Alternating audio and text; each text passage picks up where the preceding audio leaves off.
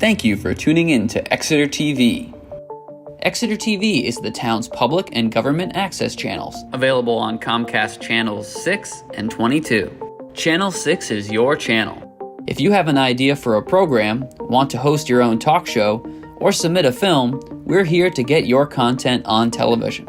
On Channel 22, we bring you live and replay coverage of government meetings and other town updates. A third channel, Blue Hawk Media, is operated by SAU 16 and can be found on Channel 8, with all your school sports, events, and meetings.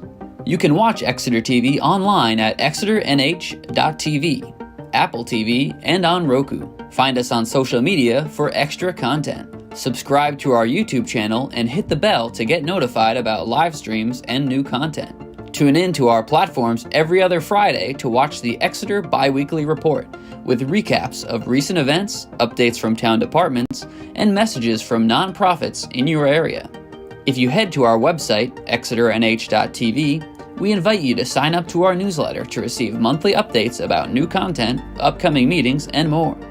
We'd like to thank you for taking the time to watch Exeter TV and hope that you tune in to our other content as well.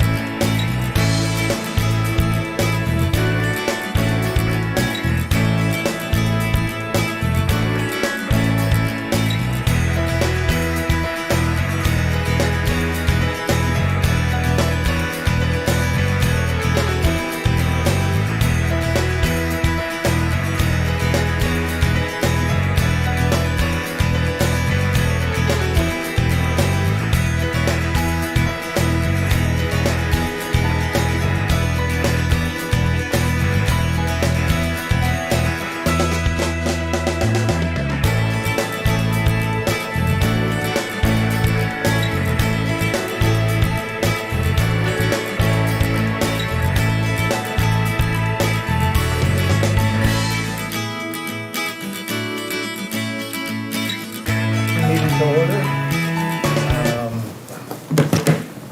First, well, we had a site walk prior to this meeting at 5 o'clock for the project at 5 Brentwood Road, which is going to be one of the presentations tonight.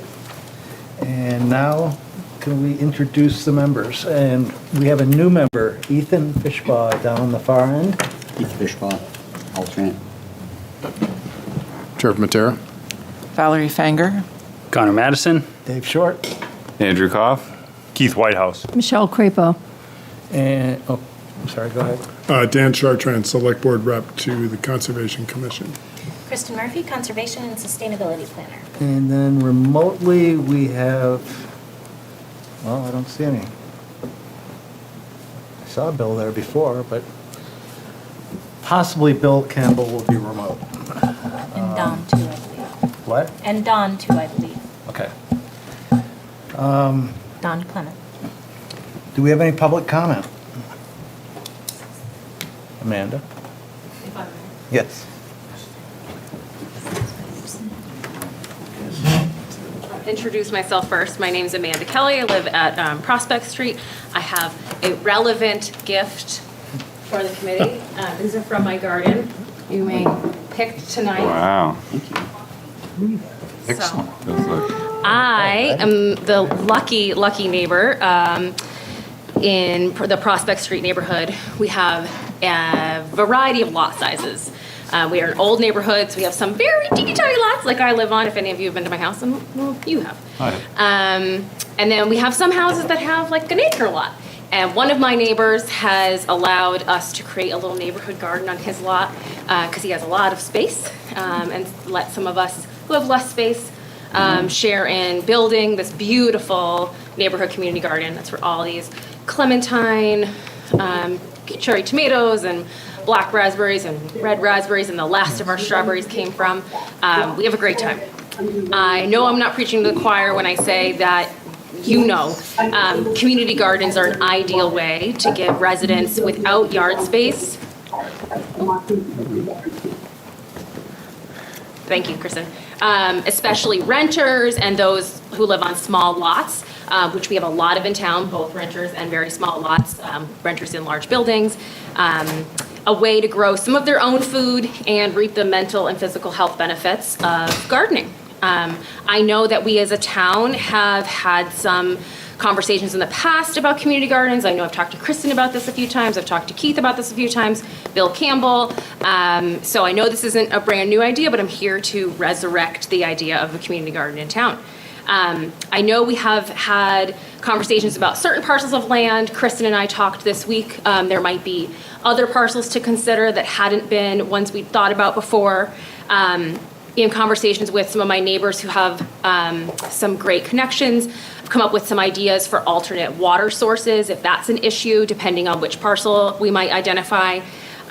We've talked about accessibility, and possibly certain parcels are farther out of town and may have less access, but maybe we can do multiple spaces for a community garden where some could be really close to parking, and we could have 20-something beds that are accessible, so when people apply and they say they need either accessibility for walking or whatever, we can have those parcels available to them in a larger area for other gardens. If they need accessibility to easier water, right? I have an idea for getting water closer to the beds, if that's the issue besides just parking. I know we've talked in the past about how do we do the bylaws and the letter of agreement, and it's very complicated. I'm really excited to have brought you a copy of, I chose the Chelmsford, Mass, very simple 2-page letter of agreement because our new town manager might be able to weigh in on successes and opportunities for changes based on his experience in his own town. And they have a very nice one as well. And I know that, funding can be an issue, but you guys are doing a great job with Reins. Keith and I have worked very hard on PowerPoint. I think we're starting to get a lot more fundraising and funding alternatives under our belt. Kristen is obviously excellent with grants. I'm here to say I would love to resurrect this idea. I would love to help. And I hope that you will take it up. So I'm just going to pass this out, if that's okay. I'm going to pass that down. questions. And I will step down and let you get on with your meeting, but anyone have questions for me or thoughts? Are you going to propose some sites? So Kristen and I had talked about, can you tell me the name of it again, Kristen? It was Stone something. Yeah, the Stone property, there kind of are a few parcels that maybe weren't taken completely off the table when we discussed this in the past, but had pros and cons to them. So I think it's more like revisiting some of those and trying to piece together multiple sites that could accommodate a variety of needs. But the Stone property is off of Powder Mill Road. It's it's already a field. We mow it late season. That was the property that we did that sort of more extensive brush management protocol of last year.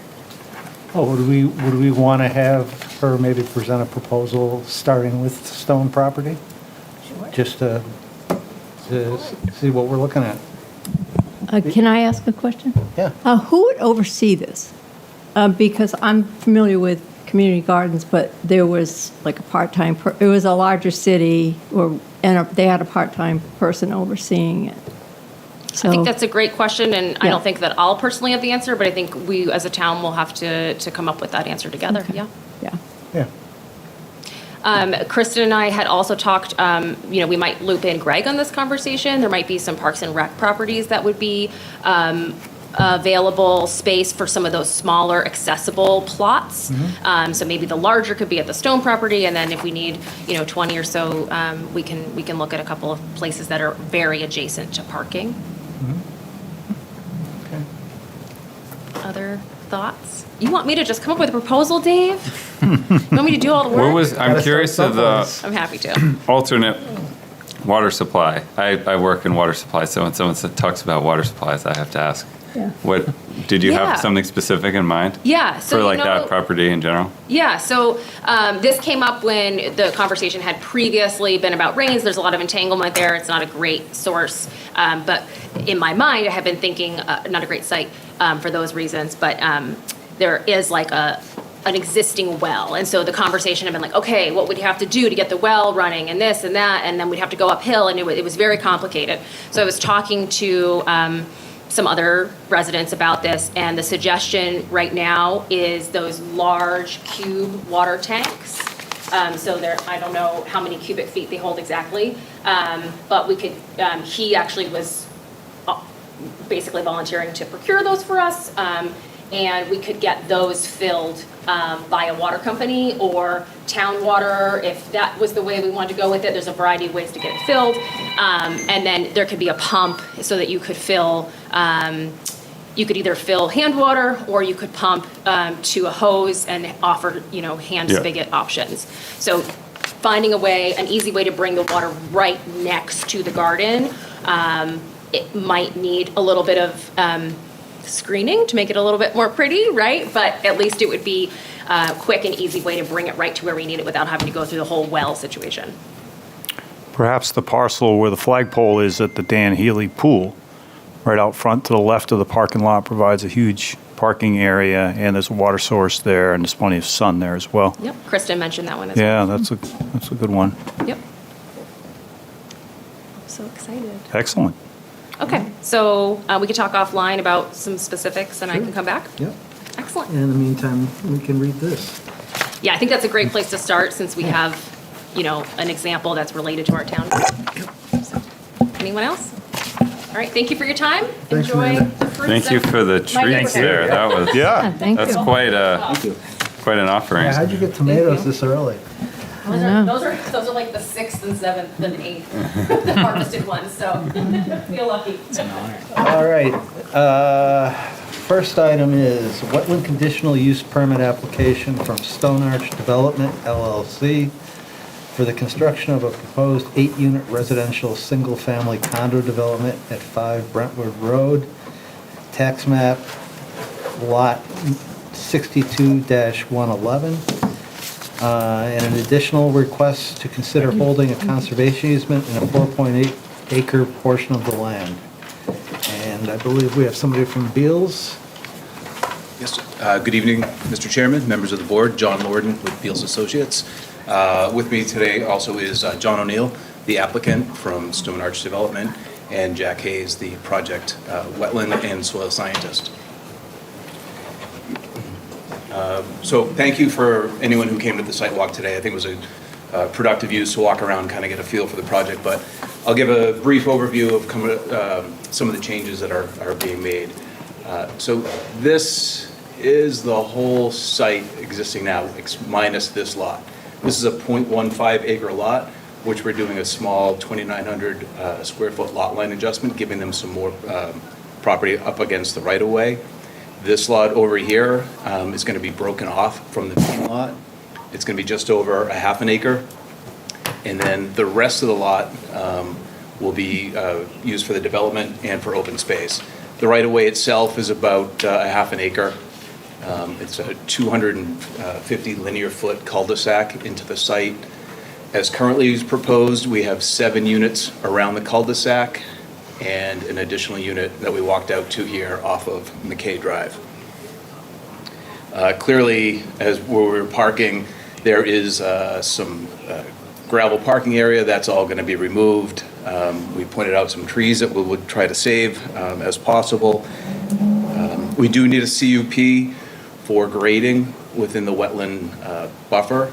There are no direct wetland impacts. It's just the buffer, and it's just a small portion behind that house and a portion of this bioretention. In terms of drainage, there are some swales along the roadway. It comes into, some pipes lead it into a catch basin in the cul-de-sac, and then that goes out to a sediment forebay, and then out to the bioretention pond. Utilities will be underground gas, electric, cable, water, and sewer.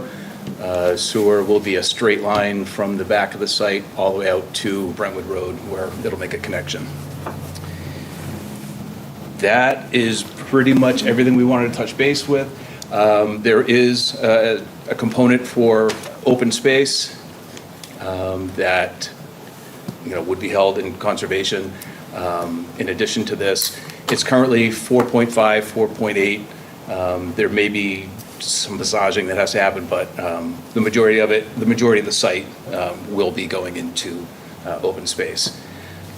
There is another option. I guess there is some concern about the proximity of these houses to the existing. So this lot, or this unit up here, it's not highlighted, but it is shown on here. That is another potential unit which would replace one of these, and it would allow some more spacing in here.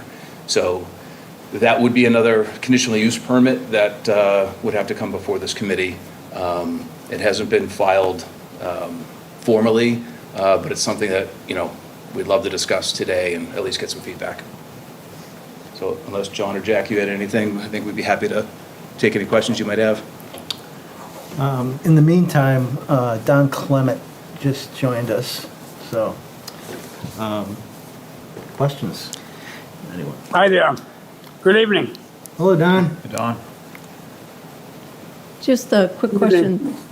That house on the existing farmhouse or the existing house, that does not need a variance, correct? It does not, correct. Okay. Yep, it's conforming. Okay. Do you have this in a kind of a broader view? Because this, I know there's some other land around it that is conserved. I mean, can you show us how this? Broader, more wider Yeah. view of the property? I do not have one on the slides, no. Can we get that? Right now? Yeah, at some point. What specifically? Well, I That's guess online. if this land is conserved, well, it's open, conserved. How does it function with the lots next to it? Is there town forest in that area or some So other? It does abut, we call it 80 Epping Road because that was the address of the development off of McKay Drive. Right. Yeah, I could probably quickly pull something up. If I may, John O'Neill, and I developed Little River Road right around this area here, and this land right here is all in conservation right here as we tie into that area. Am I correct, Kristen? It ties into Can this you point area again? right. Whoops. What did I do Oh, It just exists. up in the. It's upper left basically corner. so do you see the little tab of the property that goes to on the left side? Yeah. That far left boundary touches the 80 Epping Road property. Colquitt Pond condominiums, open space? It's 80 Epping, it's Yeah, McKay Drive. I don't know what to call it. Yeah. I don't know if it has. a But they have different open name. space, and I tie into that Oh. open space as well with Little River, which ties into that same open space. Yeah. Yep. Sorry, I thought you were Okay. just talking No, all three of them, I think, tie together. town-owned properties. I think I was, but it's good to know both. And then it runs through, obviously, as you, there's a gas line that runs through the middle of this, and that whole middle goes out to a developed area. But it's a good corridor, and if you were out there today, you saw deer tracks all over the place. So it's being used, there's no question.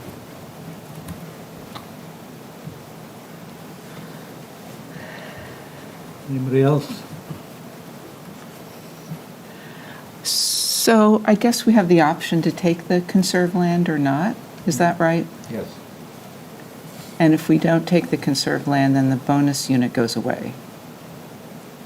Correct. The applicant has proposed conservation land, and in return is requesting the density bonus, 10% density bonus, which in effect just adds 1 unit. the 8th unit here, or a ninth, another, No, the eighth eighth unit. unit. Yeah. yep.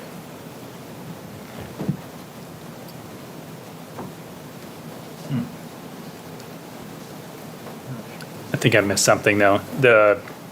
We're conserving land? Is that what I missed? I'm sorry. Yes, so traditionally on a subdivision, you start with a yield plan to see what you could do Yeah. if you didn't do open space and conserve some property.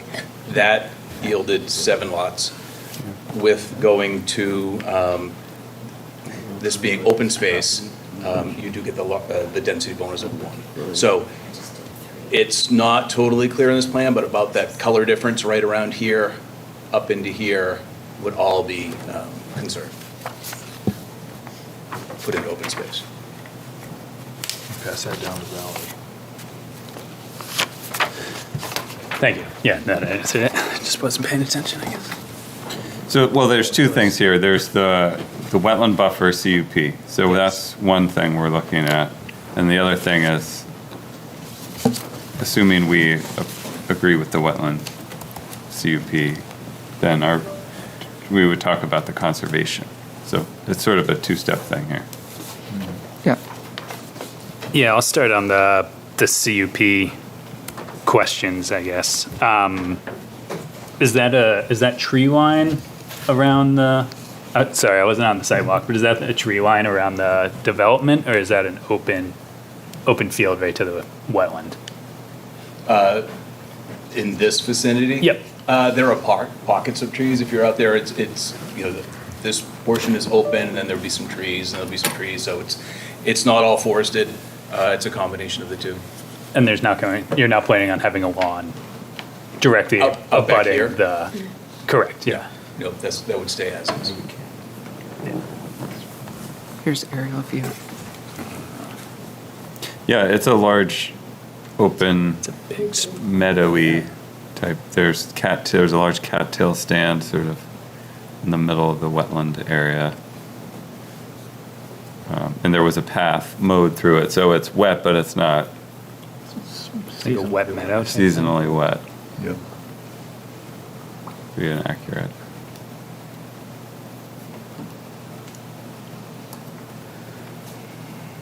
That was one, I think, thing that came up in the site walk too, was I've talked about recently is delineating where the lawns that, I guess you don't have like a hard edge to the forest, but where do the lawns end?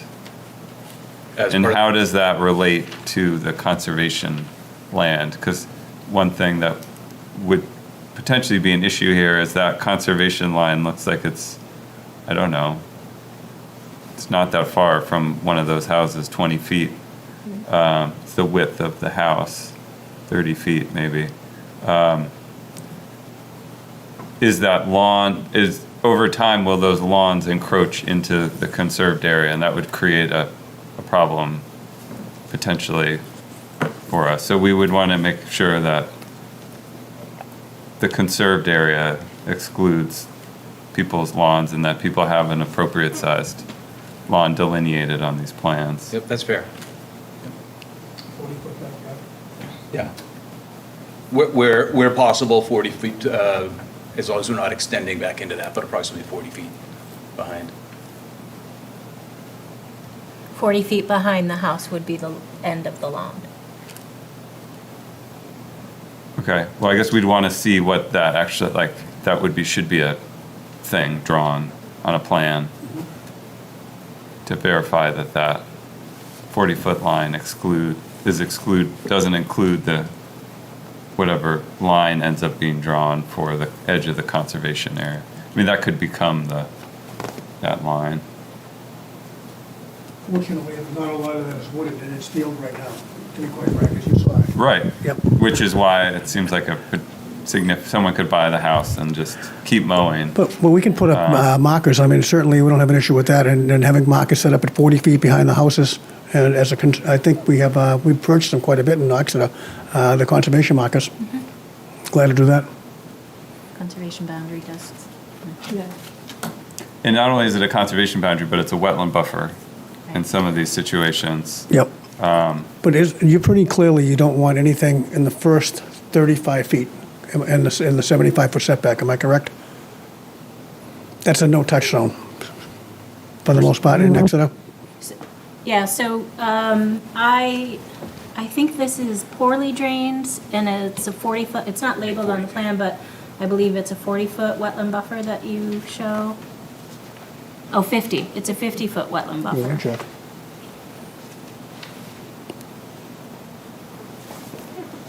And that's what we generally refer to as the no-cut, no-disturb zone.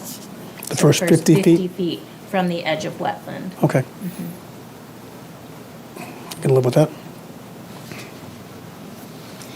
I guess I would, while you're talking and thinking about the conservation land, there's obviously a lot of details that would need to be worked out in terms of who would hold the interest, what those restrictions would be, what would be allowed uses. So if you're considering it, there would obviously need to be, if it's something that you're willing to hold in concept, there would need to be additional meetings to sort that out before this project could be finalized, right? And so, there'll probably be a couple meetings with the planning board, and so there could be time to work through those things if holding interest was something that you were supportive of. And just to be aware, there is access from McKay. So fortunately, this landowner provided access all the way out to McKay on that piece, and it's clear access. So the areas that we're not going to touch, you have access in there, and you have access to that area if somebody wanted to do something with it, if the town would own it. It's upland. It's very good upland on that side. McKay is a private road, right? It is private, Yeah. correct. Yep.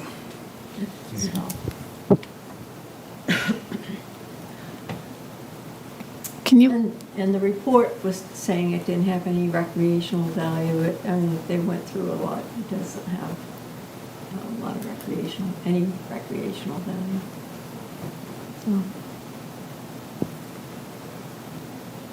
I mean, without like a public, it would be unusual to have public access off a private road. Right, exactly. So without And public access. So, right. so then that's, who would be using the property? No, Would it just be the residents of that development? Or would it, Yeah, I have not walked so 80 Epping, the one that shares a boundary, and I can pull it up visually if you want, but 80 Epping, I've not walked that. I know that portion of the property is pretty wet, so I don't think you could connect a trail from 80 Epping down to there. 80 Epping basically has become, because it's a private road, it's basically the residents who use that area. Well, isn't that area just going to remain open space and quote unquote conserved by default? Well, yes and no. We could enlarge the size of these lots, to be quite frank, and they will be preserved, but at that point, there'll be ownership owning every piece of that land out there with nothing going back to the town. That's the trade-off. So you'll have control of it, but if these lots will now, the lot lines will continue all the way back to utilize that for acreage. So even though it's not functional, they could be acre and a half lots, every one of those, versus the small lots they are. That's the trade-off. So, and that's what you're thinking. We get that, but we would certainly utilize every inch of it so that would be, every piece of that land would be attached to a lot in there.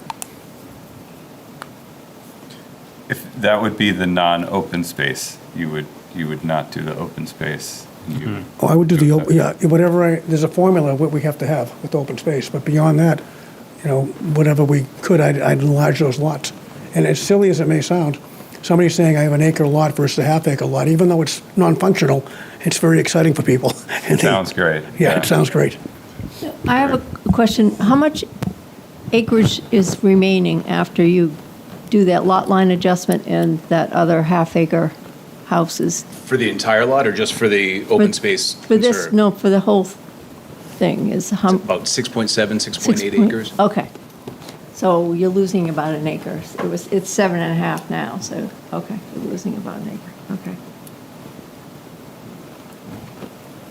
So even if you split it, I was just thinking if you split it in 7 properties, Can I ask a question? Sure. Michael Green, Green and Company. The overall site is how many acres? 7.8. 7.8. Existing. How much of the site is proposed as open space currently? 4.5. Okay, not an acre, 4.5 acres is proposed as open Of space. open space. No, I'm saying you're losing, 7.5 is going down to 6.5 is what I'm saying. For the How are full, we losing an acre? We're losing an acre between Thank you. transferring part of it to the right-of-way, Yes. a half an Yes. acre, and a half an acre to the lot on the front, the frontage. yes, so it's 7.5 now, I yeah, was just very yeah, confused. so we're losing an acre, okay. I was very confused. Thank you. Can you explain a little bit more about that house up there that's not there yet, as it were? The one at the very top left? Top left. And you, This yeah, one that here. one. So what's this, can you just say the story with that one again? So that's an upland, it's a portion of the upland that wasn't considered as part of the development initially. But we've gotten some feedback about the proximity of these houses to the other lots. Right. So it was a thought to remove one of these houses. Okay. Exchange all it right, up there. Got it. But if you don't do that, then that's going to be conserved. Right? Where's your boundary? You're saying if we keep this configuration the same, that this would stay into conservation? Right. Yeah, I guess it would. Except for the fact that, we have to, quite frankly, there's one of the biggest waivers on the planning board is a 50-foot setback waiver. And we're pretty much told that if we combine those two into one, we're more likely to get approved, to be quite frank, There's no waiver at that point. Feedback from the board, the planning board, is that they would prefer Up there. this scenario 1 year and lose one down this way. And so, but then that's going to reduce the conserved land, By the amount of land for that. that development. which would be how Yes. much? I don't have that Okay, number, all right. but maybe All right, just kinda maybe a half an curious. acre. Okay. What was the planning board's reasoning for that suggestion? One of the biggest waivers is a setback to adjacent property, and we need a 50-foot setback. And those first two lots, if we were to combine them into one, turn the house sideways, we would meet the 50-foot setback to the abutter on both sides. And that was preferable to having more conservation land up there? That was For the the planning board? Yes, for the planning board it was. So, just out of curiosity, if one of those goes down below, right, and because to move it away from the property line, does that mean that you're going to be able to move away from, like, the wetland setback on the right? if you kind of reconfigure those? You see what I mean? There may be ability to reconfigure these slightly, but the majority of it will likely stay where it is, because we have to meet that 50-foot here, that this is more essentially just going to combine into one. Okay, so that won't really affect the stuff on the right, and you wouldn't be able to move out of the wetland boundary then? We would not. Okay, all right. Mr. Chair? Don, yes. Yes, hi there. I know we just had a discussion around the public access to the 5-acre parcel in open space. And I know it's concerned that we wouldn't have good public access. But I want to advocate that there are other reasons for keeping space in open space. And one of them, in this particular instance, is to provide groundwater recharge. So anytime we can keep a good-sized amount of property or land in its natural state, it allows for water to come in, percolate, rain, and do groundwater recharge. And that's one of the issues that we have today, is we don't have enough recharge because we have too much pervious surface. So that in itself, while it may not have 100% value as recreation for the public in large, it does have some value for a recharge. Thank you. Thanks, Don. Yeah.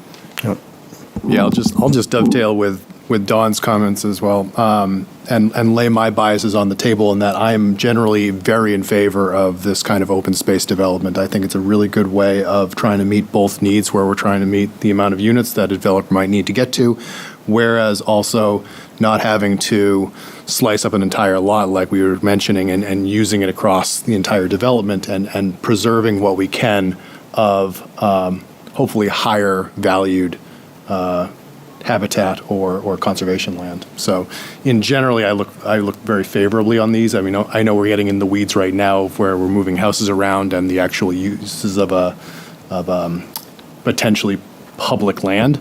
But I think in general, this is a great way to be moving as a community, as developers, as conservation members. So just to, again, dovetail with what Don was saying there with potential values of this kind of development in the general scheme of things. Mr. Chair? Yes. Given that sentiment from two of our Conservation Commission members, do we want to suggest to the planning board that they might want to take another look at their preference to take some of that high ground in the back and devote it? Is that something that this commission ever does, or? I don't see why we couldn't. You know? To me, it seems like if you're trying to create open space, then those units being closer together and maybe not meeting all the criteria in terms of space, that's still desirable, and you're kind of losing sight of what the whole point is. Potentially at the planning board level. But, you know, I'm a rank amateur on this. Anybody else? I think I don't think anyone's opposed to the open space development and the conservation. I think there's more of a question of how do we go about it? Do we own it, or is it an easement? In my brain, at least. And with 80 Epping Road, that was deeded conservation. No. 80 Epping is a conservation easement. Conservation easement. So would it make sense it's an adjacent property. I don't know if there's, for a property like this to have an easement in the same structure, I don't know if there's benefits or. Yeah. I know what you're saying, the adjoining property have the same. Versus outright ownership of it. Yeah. I guess it would also depend, obviously, on the site plan and what happens with that one house. It seems like there's a few things here to think about. Yeah, and I'm not sure. So is the 4 and change acres the minimum required to meet the 10% density bonus? It's around there, yeah. Okay. Yeah, maybe 4. So adding, losing a portion of that to, for any reason, you know, moving it back to avoid the pots in the ground or whatever, could sort of impact your ability to meet that 10%. It could. It could. I'm confident we could probably meet it Okay. to get that 50% marker. And just so you're clear, right? So the town of Exeter has open space regulations. This project, without conserving the property, still can meet the open space regulations.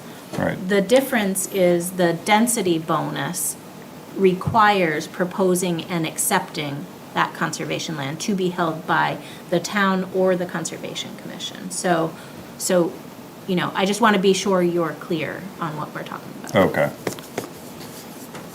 And to be held in an easement or deed ownership? Yeah, it does not matter. Doesn't matter. Either one of Doesn't those methods is fine. Yeah, I mean, so, you know, some of the benefits for, I'm trying to come up with benefits here. Maybe, so if you want this to be maintained as an open meadow and you take it as a conservation easement, maybe it's a shared responsibility or the HOA's responsibility to do the mowing, or, you know, there's some kind of shifting of responsibility. You don't take responsibility for the full property. There's some responsibilities retained by the property owners.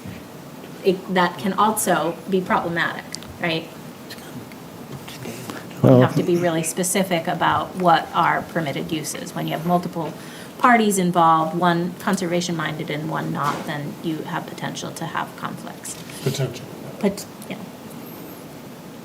yeah, the mowing part, I think, could become problematic because, you know, we're a particularly dry period of time now, and there's still areas out there that aren't far off from getting spongy. So if we get a particularly wet year, it might not be mowable. I can address that if you'd like. I'm the soil wetland scientist that did the work out there. The way the situation is out, I mean, he mowed a path for us to get across it, but it's not really an area that you could use as a lawn or really mow. No. With the density of the vegetation that's out there, it's really gonna on its own, gonna stay the way it is. Yep. Yeah, that's what I was wondering. Have they mowed that? Right. Or is it wet enough that It did not look like it had been. Perhaps the upland areas Yeah. were maintained, but once you get into that wetland area with the way the vegetation is, I mean, half of it is cattails. Yeah. So it doesn't look like in the recent uses it's been maintained or mowed. Right. So the herbaceous plants that are out there, the non-woody plants that are out there, you think the inundation is enough to keep shrubs from growing? It is shocking. I mean, One of the reasons is because of what the soil is. What's that? The soil is a silt loam out there. Okay. Which is not a lot of stuff really, trees or probably stuff grows well in that. That's why the emergent vegetation adapts in those kind of areas.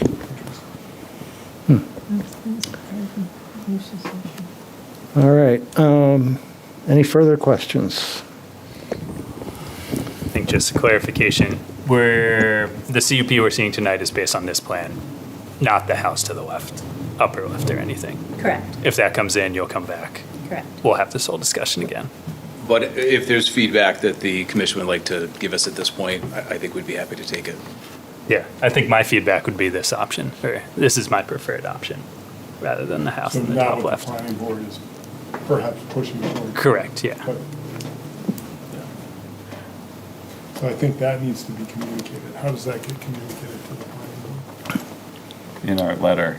Yeah, so, you know, you could endorse the conditional use permit under the condition that you prefer the lots off of, the second lot off of McKay Drive be preserved, and in lieu of meeting the 50-foot open space setback. They did talk about 8-foot fencing in the field for those who weren't here, so the proposal does include an 8-foot fence along both of those property lines, so you do have, you know, some privacy that way. Live? live fence or just, Know that it was specified. What type of fence? What type of fence? Yeah, it's going to be an 8-foot fence, and it's going to be vinyl, and I have a decorative section of the last 18 inches.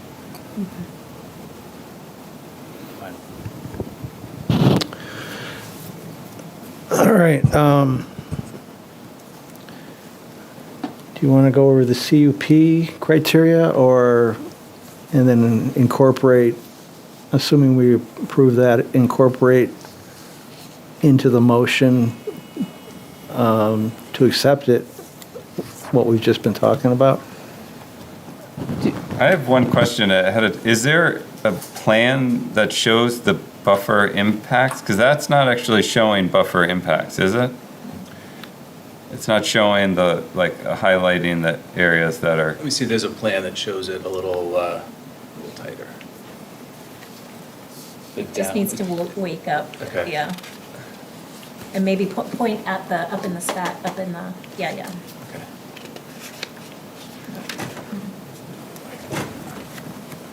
You could do it with the keys too on the keyboard. Old-fashioned way. Yeah. So that's probably a little bit better. Here's the limit of the wetland. The 75-foot buffer for the houses is what comes through. It's hard to see. But this bioretention pond, the majority of it is within the 75-foot. Kristen, I don't know if it's the 40-foot that we'd be more concerned with. The 75-foot is for the buildings. Right, 75 is structure Right, so and. this would park. just be the 40-foot, which is under 5,000 square feet of 50. Overall impact. Right, and that plan doesn't have the 50-foot buffer on it. I believe it's only showing the 75-foot buffer, Correct. Right. yeah.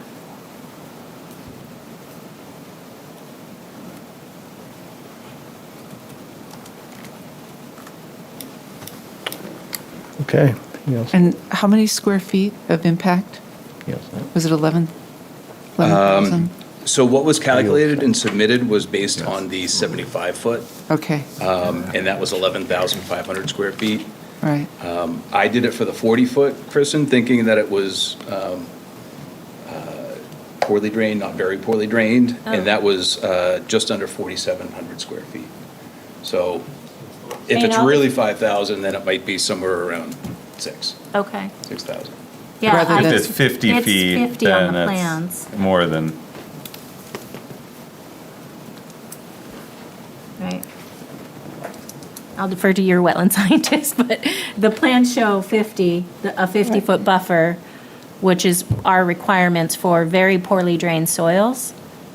I can address that if you'd like. Yeah. I don't know if it shows up there. I also did a soil map out there. The very poorly drained soil is, when we did sidewalk today, remember where all cattails were? Yep, On one side? yep. That's the very poorly drained area. So it's not right up against the development, it's kind of in the middle of the wetland area. I think you're muting the mic right now. Oh, there it is. Okay. Okay, I was going wrong. I used to be a musician and sing, so I should know this. But anyway, that area is the area very poorly drained is inside the wetland. So Jack, Boundary. to confirm, that this plan is now rotated, but this wetland back here, That's this is poorly poorly drained. drained. That's correct. So the 40-foot applies. So that's where we're at, the 4,700 square feet of disturbance. And it's generally in the back by the bioretention area. It is. Behind it. I mean, It's just a little It is. dicey having the plans not accurately reflect what the situation is. Like, We don't have an accurate depiction of what we're approving, would be one comment. it sounds like, But it also sounds reasonable. right. Right, because right now you're proposing, what, almost 12,000 square feet with the 50-foot? With the 75-foot. With the 75-foot, yeah. I I mean, I think we could condition something. Right. Because we have, there's two things that have been talked about, well, there's multiple things we've been talking about. I brought up the no disturb, or the lawn boundary, and where that line hasn't been depicted either, I don't believe. Yeah, we need that delineated specifically. I mean, wouldn't it be better if they came back with a plan that reflects kind of what we're going to prove, or? I don't know. It would be the. It's more time. Right. It would just be the time. The cost line for benefit the analysis. lawn. Just make And then it, the 40 foot? maybe just make it a condition of, when they go back to the planning board, to have something that depicts it more clearly, Yeah. right? Right, you know it won't exceed what they've presented. Right. Right. I think that's fair. And the question that comes to my mind too is whether it would actually change our mind, you know? Correct. In this case, I feel like I have enough details here that I don't need to see exactly that, knowing that that number of impact is much less than what we're talking about here. All right. Everybody's okay with it. We'll go over the conditions for the CUP.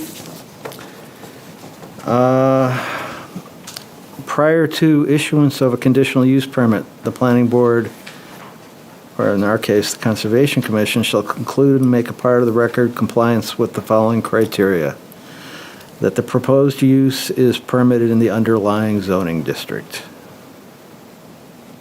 Yes? Okay. No alternative design which does not impact a wetland or wetland buffer, or which has detrimental impact on the wetland or wetland buffer, is feasible. I think we're kind of getting at the point, or our discussion was kind of revolving around the fact that the cluster is probably the most intelligent use of land. Everybody agree with that? A wetland scientist has provided an impact evaluation that includes the functions and values of the wetlands, an assessment of the potential project-related impacts, and concluded to the extent feasible, the proposed impact is not detrimental to the value and function of the wetland or the greater hydrologic system. Number 4, that the design, construction, and maintenance of the proposed use will, to the extent feasible, minimize detrimental impact on the wetland or wetland buffer. Number 5, that the proposed use will not create a hazard to individual or public health, safety, and welfare due to the loss of wetland, the contamination of groundwater, or other reasons. Number 6, the applicant may propose an increase in wetland buffers elsewhere on the site that surrounded a wetland of equal or greater size and of equal or greater functional value than the impacted wetland, which doesn't really apply here.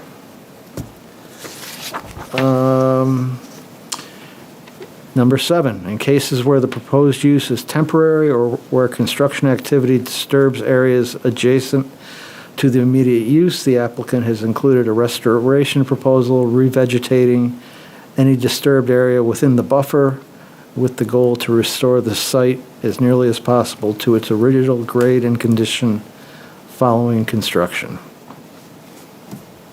I don't think we heard about the seeding plans for the stormwater, the edge of the stormwater pond or stormwater basin. Pretty typical. It'd just be 3-to-1 slopes that would be seeded all around, loam and seeded around, down to meet wherever, you know, that's the majority of the impact is really just trying to chase down the slope. Yeah.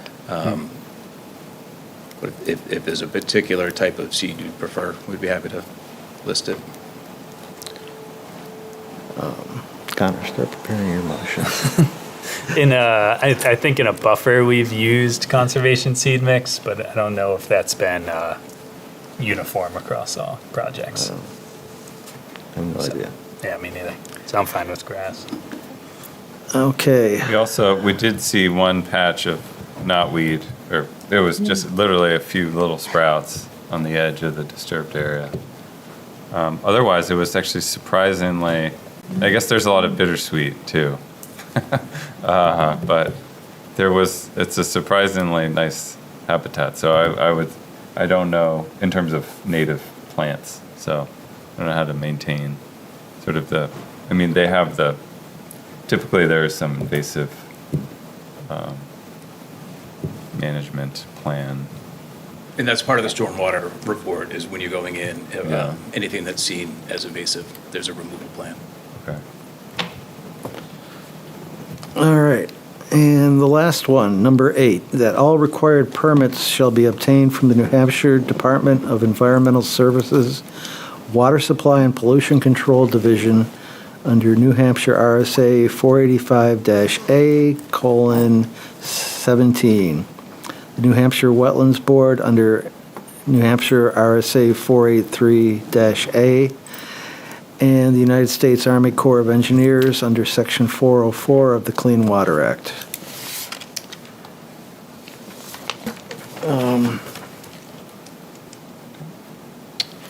So, Connor? What are we doing? You're our guy. I don't know if that's the case. He's very good at motions. Yeah, I am not. he is. That's why we pay him the big bucks. Oh, yeah. That's what he gets for coming late. Yeah. I mean, we have 2 kind of notes, and then I don't think I have any conditions unless We want the current we plan. can discuss. We want the current plan with Yep. the homes below, wetland boundaries delineated. The wetland buffer. Buffer, sorry. The wetland, Thank you. yeah. Yeah. Plan with the 40-foot wetland buffer. It sounds like it changes, so I would just say with the appropriate buffers. Perfect. Oh, yeah, this is It sounds like it's different in different parts on the right. plan. And how are you wording the advice to the planning board? Our preference for the plan as it is. Yeah. And then our preference is that they adopt the plan as it's drawn. In order to preserve the wetland and wetland buffers at the site as feasible. And then the yard delineations, I said- Lawn. lawn I think you said that already, delineations. didn't he? You did. Yeah. Yeah. Do you want to say something there about what Don referred to and Trevor seconded, that, there's a value to keeping as much of the space open Open space. to recharge groundwater? That way you're giving. Well, maybe tag that on to the preference for them keeping the plan the way it is Right. for Yeah. this, Yeah. or these But that should be reasons. conveyed, Yeah, yeah, because that's a very good argument for yeah. going with it as what they're presenting. You want to get back to us in a while? Yeah, I mean, I guess I'll be here all night writing this. All right. I motion to approve this application with the following conditions: that a plan be submitted with the appropriate buffers drawn on. Condition 2, to delineate the lawn buffers with some form of signage. Is that the Markers, yeah. markers? Yep. And then, as a note, the Conservation Commission preference is to adopt the plan as shown in order to preserve wetland and wetland buffers on site and to preserve the sediment retention in the area. Did I use Groundwater preserve too many times? And to encourage groundwater recharge. And to Yeah. encourage groundwater recharge. Yeah. I didn't see that one as a function, so Yeah. Well, that was what Don was talking about. that was what Don was saying. Yeah. Sorry, I went off of the FVA. Does anybody have anything to add to that? And just so I'm clear, that's for the CUP. Yes. I'll second that. I guess all those in favor of Connor's motion signify by saying aye. Aye. Opposed? Passes unanimously. now we need to do is, we're not done. Yeah, sorry. Don't you leave yet. I was leaning back. I thought we were done.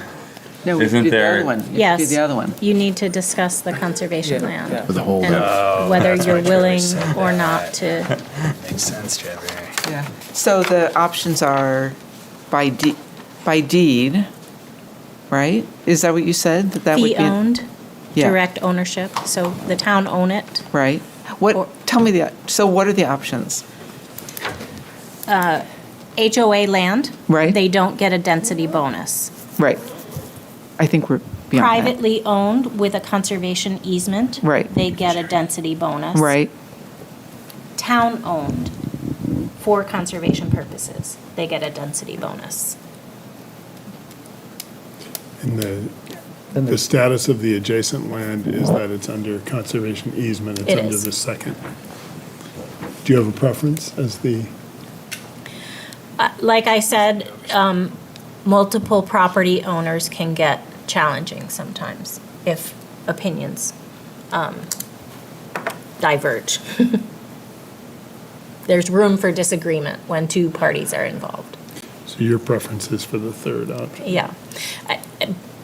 For the Yes, town- but I hope the board recognizes by taking either an easement or fee-owned property, there's a responsibility in perpetuity that you're taking on, right? This isn't, it's required monitoring. You don't know the shape of the boundary, and we can talk all about this later when they come back, but complicated shapes to the edge of a conservation property make it harder to determine encroachments, and there's a whole host of things that we'll need to consider when they come back to work those details out. I just want to be sure you're considering the full scope there. Can you explain the downsides of the private ownership with density? They'll still get the density bonus. They won't. They will not. They will not. With the way our regulations are written, in order to get the bonus for conservation, it needs to be held by the town or conserved by the Conservation Commission. So it could become a town park, for example, but, yeah, that wouldn't really apply for this property, but.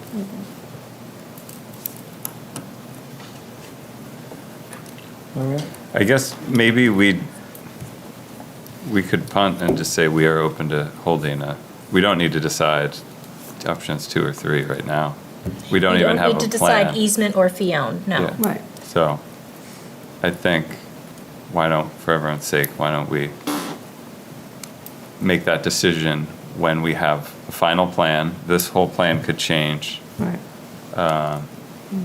But you'd So- still be in support of the town holding some. I tell the planning I'm okay board, yeah. with this. It makes sense. It's adjacent to another conservation property. It's a nice, we saw a bald eagle. It was an omen. I mean. On the sidewalk? We did, yes. That was cool. It's contiguous, so I like. We would still need to motion for that. Yes. right? To communicate that to the planning board? Yes. That's our, And I do believe your packet has a motion crafted that talks about accepting concept, because there was I was only just waiting to see if Drew wanted it this time. I don't have it in front of me, but I can read All it. right. I mean, I can read it. I have it in front of me. got it? I motion that we prepare a memo to the planning board indicating Conservation Commission is supportive in concept of the town holding conservation interest in this land as proposed, with details on the deed and easement terms to be developed at a future date, prior to acceptance and boundary. and boundary. Details on deed, easement terms, and boundary to be developed prior to acceptance. second. All right, any further discussion? All those in favor? Aye. Opposed? Adopted as voted. All right, all set. Thank you.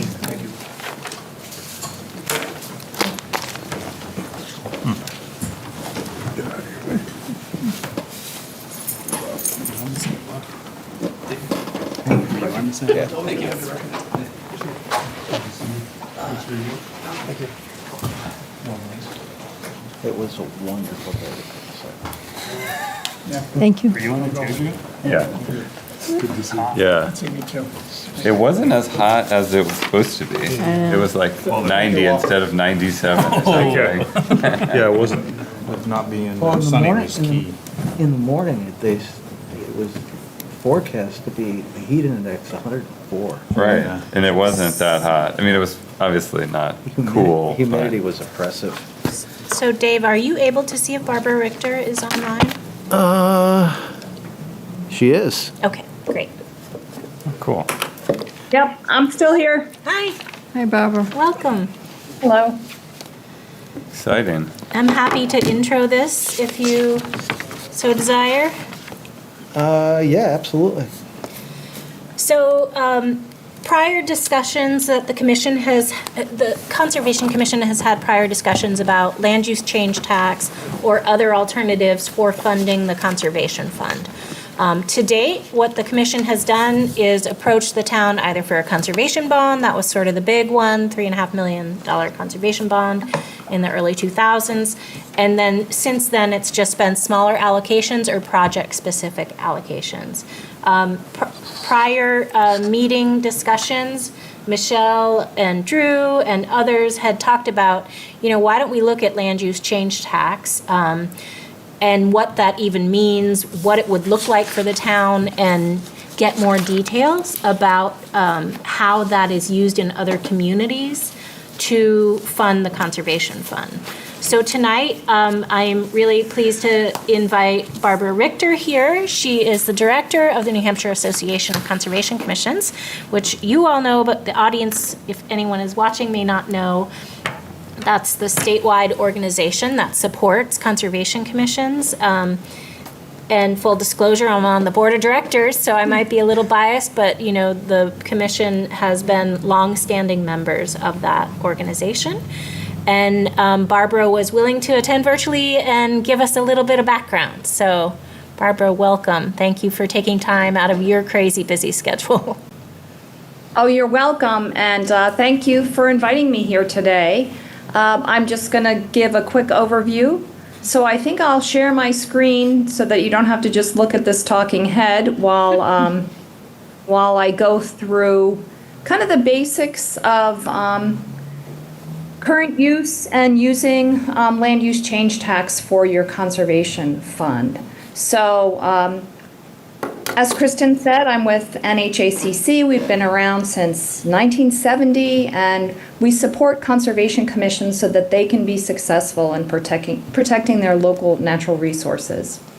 And so here's our website. I recommend you take a look at this if you are looking for additional resources.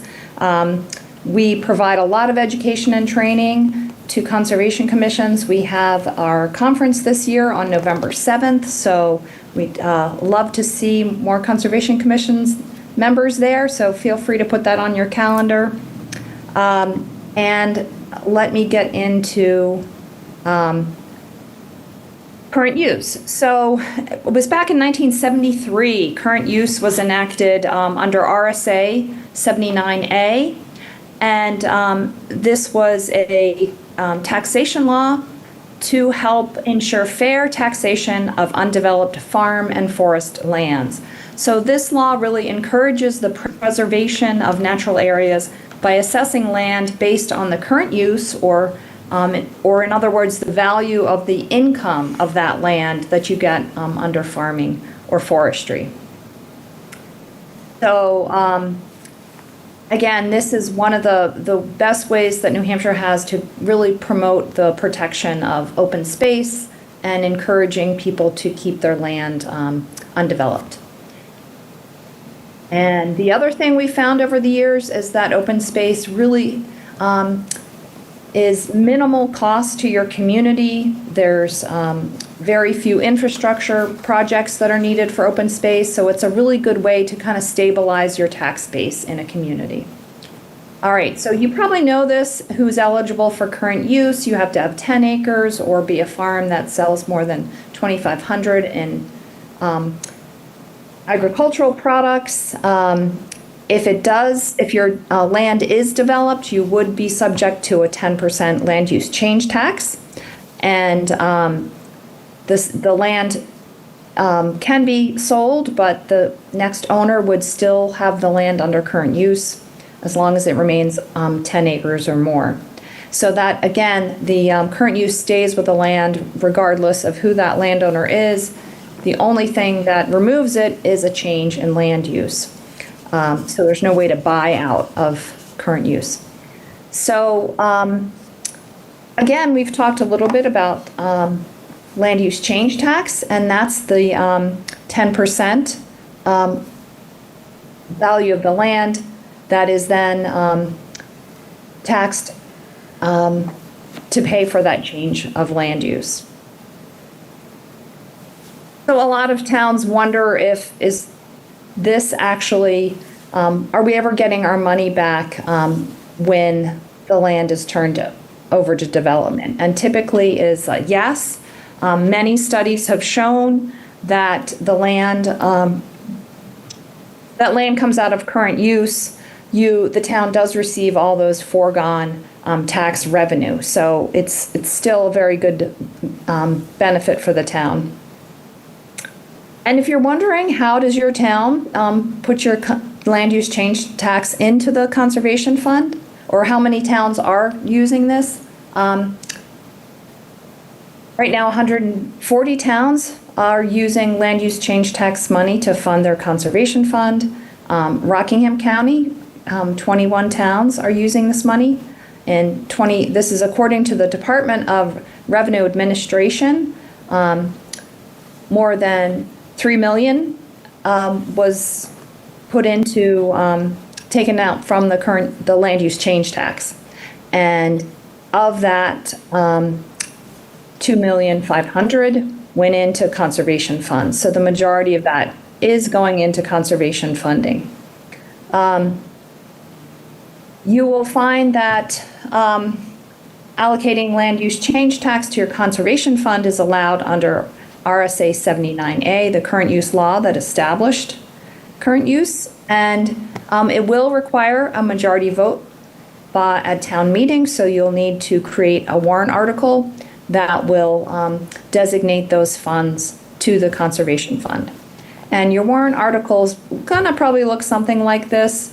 You can vote to authorize either a specific amount or a percentage that, like I said, some towns do 50, some towns do 100%, depending on the negotiations that you have with other boards and commissions on how much money you want to go directly into the conservation fund. And so again, since this is created by a town vote, it can also be rescinded by a town vote. So if you're looking to support using land use change tax funds for a conservation fund, it's really important to be transparent about what that money is going to be used for. So explain how the process works, talk a little bit about that, the potential tax impact, because this is a source of money. It's not part of your tax bill, but if the money is not going into the general fund, there's very minimal difference for each homeowner. So you can actually calculate the impact to a homeowner if you want to get that far down the road. Always explain what the money is going to be used for.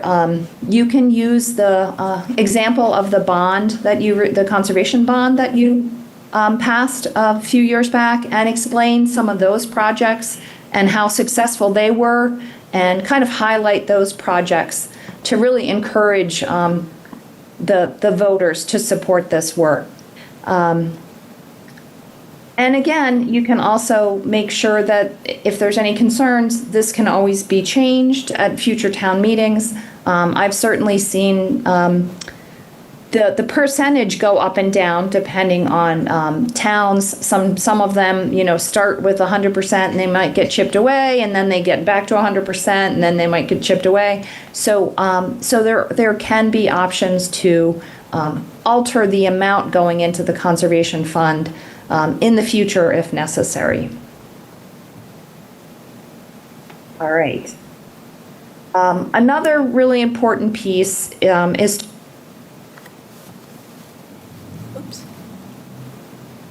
Did we lose her? Oh, she's still there, I think. she Can't hear you, frozen? Barbara. We can't hear you, Barbara. You're muted. Is she frozen? Microphone looks like she's talking still, Huh. doesn't it? Yeah. It's bobbing. She's going strong. Oh, jeez. Can you, are you able to chat on that and just say we can't hear you? Connor? Sorry, Dave. Put you on the spotlight. Are you? That's what, That's why we pay he's a him the good big vice bucks, chair. he keeps saying. That's so weird. She's still going. I like that it's, And she doesn't hear us. could be changed. I feel like that's important. That Yeah, this she isn't can't hear us like at all, huh? It's not. action we take isn't. All right, It's well, just now by I don't know vote. how to chat. Will, do you have any ideas out back? You have her phone number? Well, I don't think we can chat because she's You have her phone in number? a public. Somehow the Zoom is like disconnected. I need a second. Okay, great, thank you. Perfect. She's still talking. Yeah. Oh, jeez. Right? She can't even see us. Yeah, probably her screen is. Oh. Text her. I don't have her, oh, I don't have her set up. Well, I've heard enough. Let's move forward. Well, while we're waiting, let's I get some other agree. stuff out of the way. well, on that sheet I did, some towns cap it at 50,000, but look at 2025. Well, how much money they took in last year. How much came in last year? We would have left a lot of money. I'm asking how much came in. Oh, 745. 745,000. So that was one of the some large parcel that was developed and came out of Yeah. current use. Yeah, that was huge. Yeah, because it doesn't list on the town report which specific No, parcels it is. We could figure it out, probably. we could figure it out. Oh, no, she's still talking. She just wrapped up, actually. She just said thank you. Oh, jeez. Oh, because she stopped sharing. Yeah, she breezed past the thank you side. Did she get all the way through her slide deck? No, she's asking. Do we have any questions? Yeah, which we did. Can you message? Did you message her? I don't know. How do you message somebody on this? You can't chat? On the chat? Help us. We're having problems.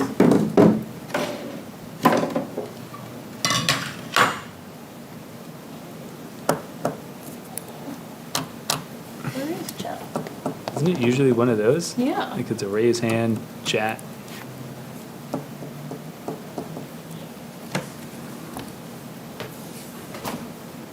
Yes. I don't know what happened, but I think the internet cut out back here. Okay. And I reconnected, but I can't hear. It's not coming through. Okay. Talking with Bob now, I don't know if I have a solution. Yeah, let me see if I can call her office. All right. So, yeah, so last year was substantial amount of money Yep. paid. Well, it's The other water thing, under the bridge at this the other point, thing but- that Right. I have done is I have, in the goal-setting session for the select board, I put down a marker on a goal of restoring routine funding for certain things, like our paving budget, like our Parks and Rec Parks and Rec, annual funding, and I included funding for conservation land in that that roundup that I put a marker down on. So I said we should restore the 50,000 a year, and we didn't really talk about land use change tax. I assume that money's just going into the general fund Yeah, I believe. currently, yeah. But that is sort of in the conversation now, restoring an annual funding amount to the Conservation Commission. So, That would be great. And that's separate from this conversation, obviously, although the two are, Related. yeah, they're related. To me, what's nice about the land use change tax, if we went forward with the 50%, is we vote once and people approve it, and then we just get the money. You're not subject to the budget process. And we're not subject to doing it every year. The annual budget process. Yeah. Budget constraints, yeah. Get it trimmed, yeah. But the downside is that in years where the Yeah. LUCT falls off, Right. you're not really getting anything. And there are, so Portsmouth, for example, there are Rockingham County, there are communities in Rockingham County that though they are still signed up to receive a portion of their land use change tax, the number of properties coming out of current use has basically dwindled to nil. So, Because everything's developed. right, Yeah. yeah. Larger parcels. And that's kind of the case here. Yeah, I would say we are, because when I went to the meeting, and a lot of the people are from rural areas, and there is so much land in these, and so they have so much money in their accounts because they have so much land that's changed from current use, but they have so much land that's available in their towns, so it's totally different than We don't. us. Yeah, but they keep, a lot of the big parcels are gone here, but I'm still amazed at what they find and what they can fit Yeah. into it, It does surprise me. Well, and this says as of Welcome back, Will. 2025, there's 2,677 acres in Exeter that are under current use. Yeah. Yeah, So just over 2,000. 2,600. Oh, just 2,600. 2,700 acres in current use. And it's out of 1,100. It's a How lot. much of that is the 11,000. Academy's forest in current use? Yeah, probably. Someone ask her to speak, and if it doesn't work, then it's not gonna work, but, I think you just did. anything? Barbara's on. The whole computer crashed back there. Okay. so- Thank you for your help. Yep. Yeah, so a lot of it's probably the Academy's forest, Okay. I would think, if that is in current use. That's a pretty large parcel. Yeah. I'll just tell her, she did email me, I'll just say he can't seem to fix it. Thanks for. Yeah. I'm it back says- now. Oh, so- she is. Awesome. Oh, So if anybody perfect. has any questions, yeah, I'm not sure where I cut off. Oh, sorry about that. If you So- go through your It seemed slide like deck, I you can, dropped and I was just here, but I'm back. if you go through your slide deck, we can tell you where you cut out. It was right about explain to people what you're going to spend the money. Yeah, it was this slide that A while ago. talked about making the arguments for,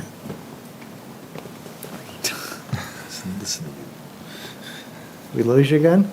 No. No, Hold on, she's let's just see. Oh, okay. working. Yeah.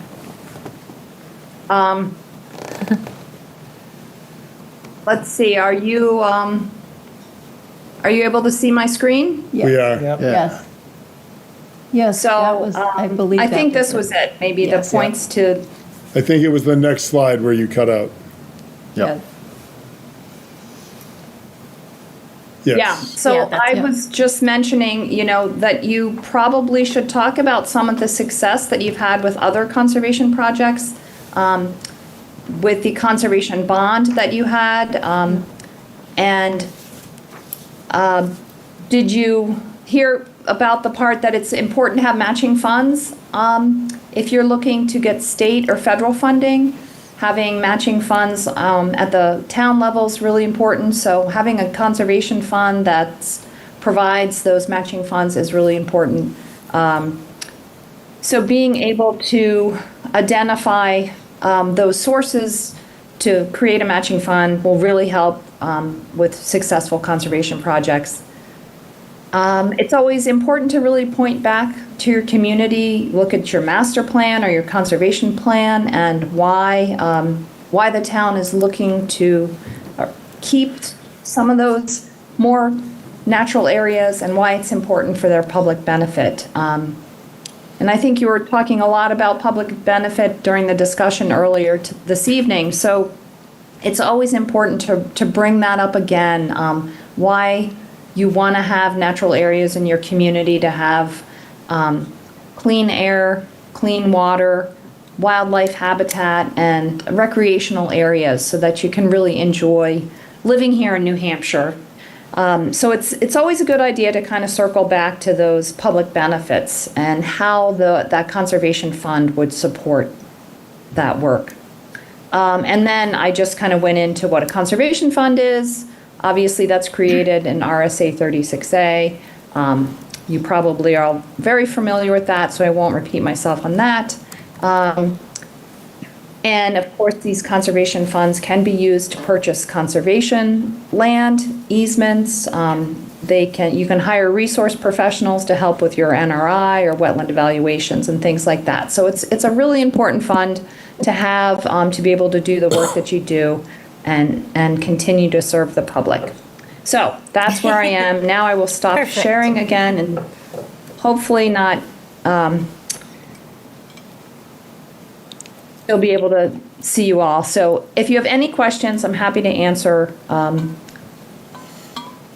any more questions about land use change tax or your conservation fund, or how you can support putting money from the land use change tax into conservation fund.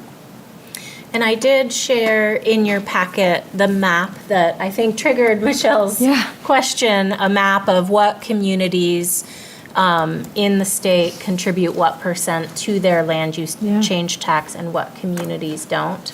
I will say that Exeter, with close to, if we pull out the Academy property and don't, with in the low 20s% of the land mass of our community conserved, Exeter's been very proactive despite not using the land use change tax, and voters have been very supportive of the, funding the conservation fund. So I think in this community, with taxes being the way they are lately, doing anything to alter the, the amount of offsets to the general fund are going to be a long conversation. So if that's something that you want to, I think we should do a lot more homework if that's a path that we want to go down, and have early conversations with the select board and others so that, you're not doing this in a vacuum. Barbara, do some towns do a combination? Do many towns do a combination? Yes, they do, and that's one thing that that often kind of goes back and forth. And I might have been cut out when I said this. That a lot of towns start off with 100%. They're very excited about funding their conservation fund, and then maybe that conservation fund builds up quite a bit, and some other groups decide, well, we could really use some of this money, so they get the percentage down to 50%, and then that may go on for a little while, and then the Conservation Commission decides they want to bring it back to 100%. So some towns do kind of vary their percentage back and forth, but a lot of them have been very successful with the 100% into their conservation fund, and they've been able to do great work, and they've been able to maintain conservation lands and provide public educational programs, and they really use that money to the fullest. So, so there is, and it looks like, I want to say, I'm just checking a Department of Revenue Administration, and it looks like about 20% of Exeter's land is still in current use. And I want to say in 2024, it looks like 375. That was the estimated. The estimated, yeah. That was the estimated. The actual for 2024 was 60,000, but 2025, the actual was 745,000. Okay. So, yeah. So there still is a nice sum of money coming out of the land use change tax for Exeter. Yeah. The other, Barbara, correct me if I'm wrong, the other thing I think I've seen is communities would do a percentage up to a dollar amount. So, you know. Absolutely. Once 100,000 or 50,000 comes in, then you would cap it. Yeah. Yes, there's a lot of towns do caps. And again, you know, I think they often take into account that a conservation project doesn't happen every year. So, I mean, it'd be wonderful if it did, but they often take a lot of negotiations, and you might have a purchase every few years or so. So having the opportunity to build up the fund is a reasonable request from, you know, other boards, that if you want to cap it at 50%, cap it at a dollar amount of 50,000, 100,000. You know, nowadays, land is more expensive, so hopefully your cap's a little higher. But that works as well for many communities. Are we thinking about this too narrowly? Like, shouldn't we be making a goal for carrying a certain balance in our conservation fund? Right now we have like nearly zero because we spent the $100,000 Right. In a successful conservation easement recently, but it doesn't really matter if it's land use change tax or it comes through annual appropriations through warrant articles. We need money to make things happen, and we don't have that right now. So I think maybe that's a better way to pitch this. And it's like, do you guys want us to keep doing these warrant articles, or should we do this other route? And if we get to a certain amount of money in the conservation fund and we haven't used it and it's sitting there, then we could reconsider modifying the land use change tax. Like, we could have, yes, there could be an annual cap in it too, but it could also be if we all of a sudden have $2 million in it because we don't need more money in in the conservation fund. So we've never really set a goal. It's just always, let's hope we get some money in the conservation fund. But I think if we were more clear about our intentions and the need for having $1 million in the conservation fund so that we can not repeat the rug property or whatever. There's probably better examples. That's not maybe the best example, but so we could act on something because we need it now. Like, if we can't do anything right now if an opportunity presents itself. If I mean, it presents itself, we don't have any funds. When the internet cut out and you continued, we had a little conversation going, and I informed the Conservation Commission that I had put a marker down on recurring expenditures in the budget process for things like the Conservation Fund. I actually, and I think it was you, Drew, that said, but then we have to go through the process every year of the budget. I think that's a good process. It puts in front of the town the reasons why we need to make annual contributions to the Conservation Fund. And I like the fact that it's engagement in that process.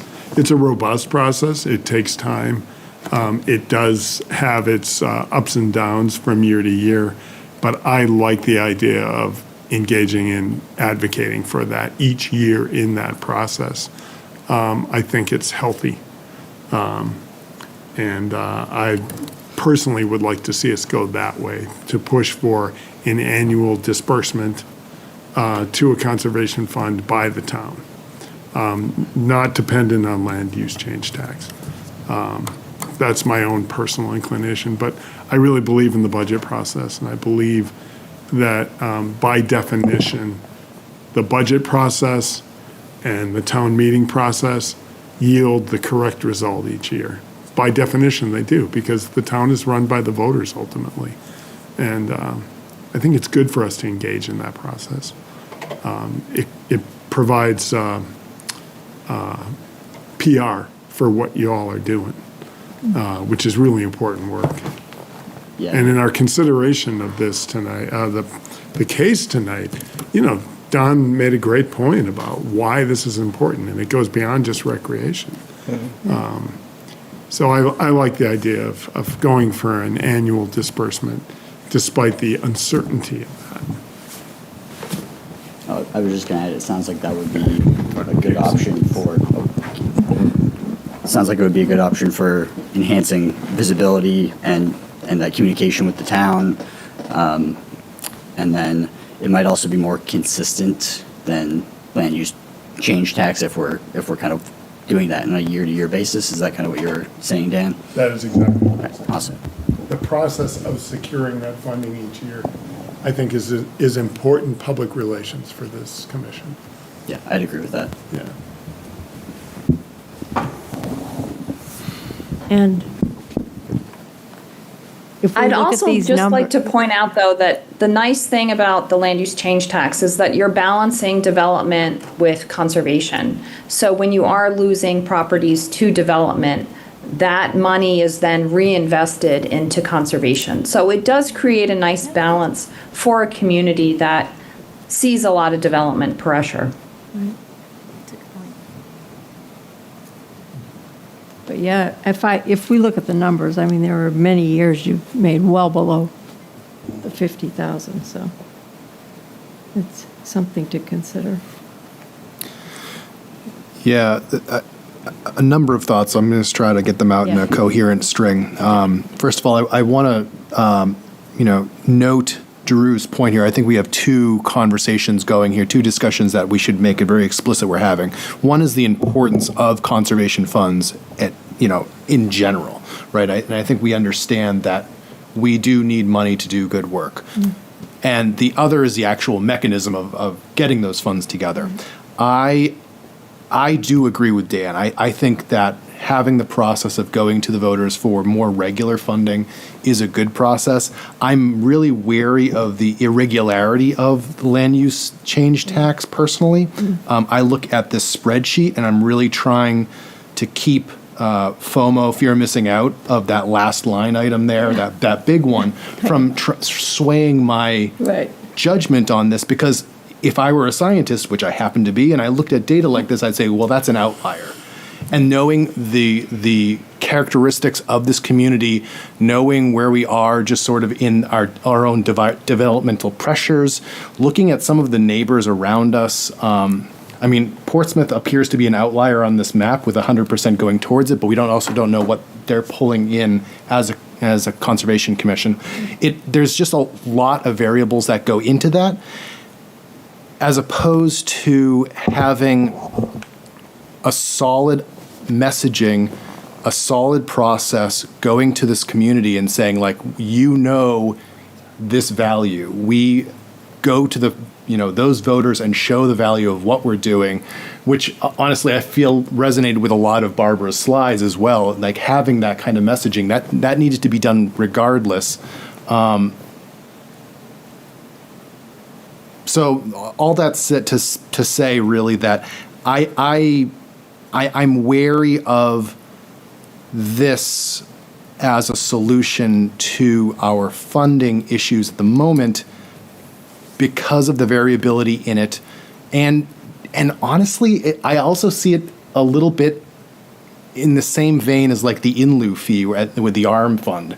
I really don't like the idea of trying to tie funding that we want to do good work with the sort of the pressure of the development over a habitat or the development from a usage like this. I can see the appeal for a community that has a larger amount of open land that is seeing a constant pressure for development in that space. I think at that time in a community's developmental history, I think that's probably a good way to like sort of balance it out and make sure that a lot of the funding is being put towards a more proactive push. I just don't feel that is where we are as a community now. I feel like we're over that hump where these larger projects are going to be, fewer and further between. Or even if they're not, we can't look at money that's, passed already and say we could have that, because honestly, that money is not left on the table either. And that's, I think, my last thought I'll finish up on. It's not like the money that goes from this land use change tax is being left on the table anywhere. That windfall would be pulled from the general fund in many cases. Yes. We know that those decisions for that funding are being made through the exact same process that we would be putting our bid in for, and those are being put towards what we as a community see is the best possible way forward for those funds in the general fund. So it's not like we're leaving any money on the table. Honestly, it would be pulling from another pot where good use of that money is already being made. All good points.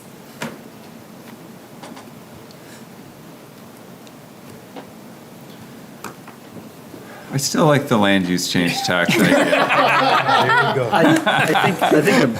Can we do both? It would be, well, that's what I was going to say, is I think it would be difficult to use as a primary or sole source of funding. And the concern would be if the town felt like that was our source of revenue, we wouldn't necessarily get access to other funds. Right. On Stratham, we used to do both. Yeah. There was a regular We'd have pulse of money that went in. a flat annual sum Yeah. that went into the fund, and then in addition to utilizing the land use change tax. Right. And, but like she said, like Barbara said, you got to watch that thing building up too much, because then people start looking at it. Yeah. Because we were up over 800,000 one time, when 800,000 was actually real money. And so we actually used that money. At the time, we had passed a $5 million conservation bond.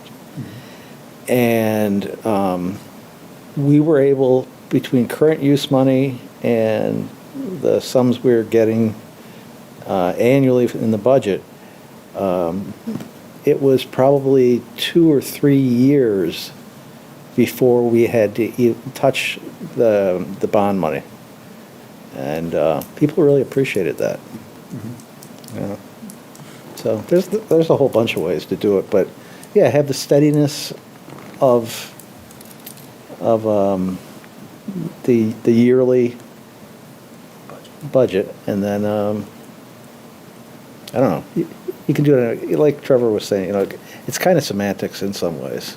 Well, one of the ways forward here is you could ask for a slot on the select board agenda, and you could make a presentation as a commission into these varying alternatives and try to get a read from the select board as to what they think. So, Connor? I mean, that could be a way forward. Many town meetings these days.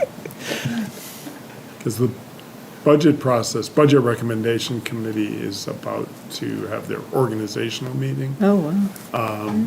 But they don't really start their work until October. Fall, October. yeah. Right. The town employees are currently working on their budgets, a proposed budget for the budget recommendation committee to take up. But that kind of conversation, it might be useful. Mhm. So if you're interested, Kristen and I could approach the chair of the select board about putting a slot at a meeting in the future. We should let Barbara go. Do you want to tell Barbara we're all set? Yeah. Anybody else have anything they want to add? No? All right. Well, thank you very much. Thank you. I really appreciate you taking time out, Barbara. Thanks for doing this. Oh, we we may lost have her lost again. No you. problem. Thank you for inviting me, and if you have any other questions, I'm happy to follow up again. Appreciate it. Thank you. Thank Have you. a good night. You too. I just thought we could talk. That her She didn't need to maybe listen didn't to want to us. listen. Would she be willing to go before? Would we invite her, or we would just want it to be us? Yeah, I think it should be us. Okay, fine. Yes. Yeah. But it sounds like either way, we should plan to have some sort of warrant article this year for next 2027 for either an amount for a conservation fund or land use change, 50% of land use change tax with a cap or some combination. You know, of both. honestly, you probably could give us a good feeling for what would fly. You know, because Well, I think that's He what the already present, has. that's what the. I'm trying to say a dollar. That's why he wants us. No, I really don't have a sense. Right. I have not spoken to anyone on the select board about this, other than putting that marker down in a goal-setting meeting. And I didn't get any response from that. I mean, we're all just kind of putting our goals out there, so it wasn't a lot of back and forth. So I really don't know where my fellow select board members are, and we don't take up the budget until the Budget Recommendation Committee is done. So I think that getting a slot on a select board meeting and making a presentation as a commission will give you a better feel for what the select board thinks. Ultimately, our role is to put the warrant or the warrant together and the various articles, but we give a high amount of deference to the Budget Recommendation Committee when we do that. So we really honor and respect the process that they go through for October and November. And then we take up our work in December and January, leading to the deliberative session at the end of January, beginning of February, and then ultimately the town votes in March. So, we all have our opinions, but you might be able to get a read from the select board as to what the best way to, what is the best mode to begin to recharge the conservation fund. And it's been a while since, this has been put in front of the select board, I believe. Yeah. So that would be my suggestion. And maybe come as a group. Don't just send one person. To me, I would rather see either a conservation bond or the annual amount.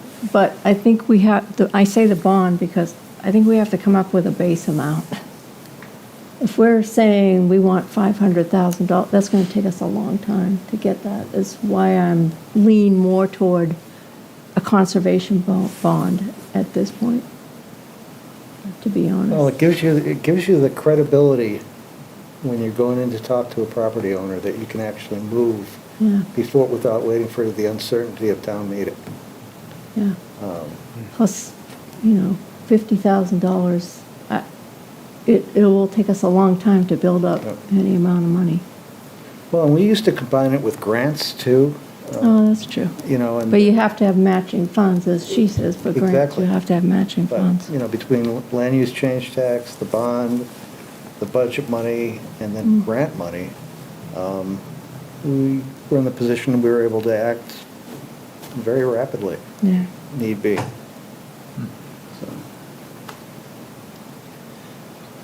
Well, if we're going to go to the select board, I think we got to come up with some kind of coherent presentation. Right. How do you want to get there? You're on the budget recommendation, aren't you? Yeah. Oh, I thought you were. Yeah.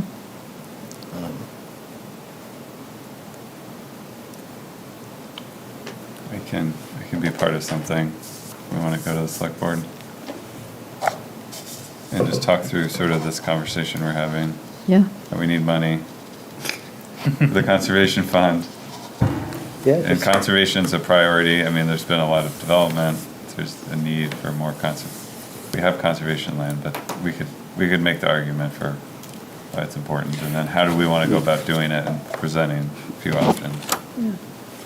Well, let me do this. Let me have a conversation with Chairman Nico about whether that would be possible to get on a meeting, and then I can get back to you, Dave. Yeah.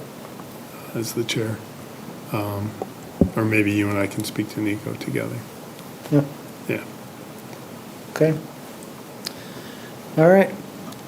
And then based on, he'll probably give us a yes or a no, and if it's a yes, sort of a time frame, and then we can talk about. Start refining it then. Yeah. Yeah. We can talk about a presentation after that. In advance, yeah, all in advance of some warrant article for next year. Yeah. Hopefully, depending, I mean, either way, it's going to have to run through the select board because they build the warrant Yeah. for the town to vote on, to consider and vote. Yeah, and one other piece to this too is the fact that, I mean, we have a track record, maybe it's a small one, but a track record with the regular annual funding. That's something that, the community is aware of, we voted on, it's been done before. The land use change tax is something different, right? Like, and that takes explanation, it takes, process, there's confusion baked in, because again, it has to go in front of the voters, that has to be ironed out. Like, so I feel that, I'm not saying that this to just dissuade any more dissuasion of the land use change tax, but I feel that at the very least, the process of bringing back the flat annual funding, saying we would like to do this again, is a lower bar to clear for this year at the very least than trying to go through the land use change tax, especially if we start seeing some crossed eyes about it. You're saying, we want to do what do those numbers look like? And we feel like we're getting, our backs are up against deadlines. And it's coming from the general fund, so. Yeah, you exactly, explain right. that, yes. So I think there's a lot of untangling to do if we start feeling strongly that we want to move in that direction, as opposed to going back to what we have been doing and say we just want to rekindle what's worked in the past for us. Right, it's an easier sell. Yeah. Yeah. It's less of a conversation. Yeah. It's fair. It's a start. It's not going to get you to the finish line, but it's going to get things started again. When did it drop? When did the annual funding drop off? 2 years ago, the year we did rains, so. Rains, 22? we've got 2023, we got 50,000 from the unassigned fund. So as of 2023. Yeah. Yeah, the last two, right? So we'd like to reinstate Yeah. what was happening up until Right. 2023. That's good. All right. Thank you for setting up the presentation. Yeah, it by was the, Michelle, actually, yeah. Yeah, Barbara's really good. She is. Yeah, that was enlightening. All right, we have some property management, or are we going right on to outreach events? Go right on to outreach. So you mowed rains? We mowed it? Rains has been mowed. Yeah, It's been hayed. mowed. Hayed. It's been hayed, Hayed. sorry. It's been looking mowed great. and hayed. It's been mowed and hayed. Looks And good. there's the excellent looking porta potty. Oh, it's a Cadillac. Kind of tilted. Top of the line. Leans left. It's okay. It's okay. Colleen's back, actually. Better, yeah. Right. he's Come like- better packed and full. He actually did that intentionally. He's like, I'm gonna lean it back rather than forward, just in case. It's like, Very I wise. agree with that. Very wise indeed. Keith, Keith. Rains Barn reopening event planning, July 18th, 10 to 1. Very soon. What do you got? Well, we've posted some flyers around town. Put one in your store today, Dan, thank you. Thank you. And we put them at the daycares, so Primrose, Great Bay Kids Club, and the pool, right, Kristen? Also, the PEA daycare. Also, so I don't, it's one of those things, we really don't know what the expectation is. We don't know what the weather is going to be exactly. But it's from 10 to 1, and we're going to get some, how's the goat situation at the, It's looking pretty good. good, okay. So, Excellent. they are just sorting out how to add the cover. So Riverwoods has kind of pet goats And they agreed to bring them to Rains, but needed to meet with risk management. They did that today, and they're pricing out a one-day insurance policy because their policy only covers their goats on their property. So, So we're building the pen tomorrow out of the pallets that are existing there. We've got a freezer in there for popsicles. We're getting a grill from Greg at the rec department for hot dogs. We have some activities for the kids. We have some coloring and we're going to do some butter making. butter making and milking skills. Yeah. We have a cutout with a to real stick cow. your head in, Yeah. that's key. So, Yeah, a cow. You demoed that very nicely. Yeah, that's right. And so, and then, of course, the best thing is the barn and the property, right?